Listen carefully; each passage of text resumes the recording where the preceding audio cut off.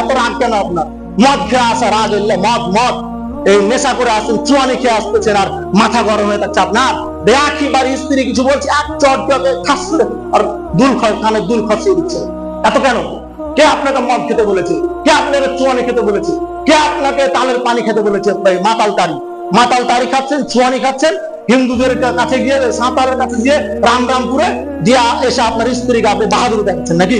খুব নিজেকে বাহাদুরি মনে করছেন। কি হল রে? এত কেন বাহাদুর, এত কেন ক্ষমতা? স্ত্রীকে আপনার স্ত্রী হচ্ছে একটা শান্তি তৃপ্তির বস্তু।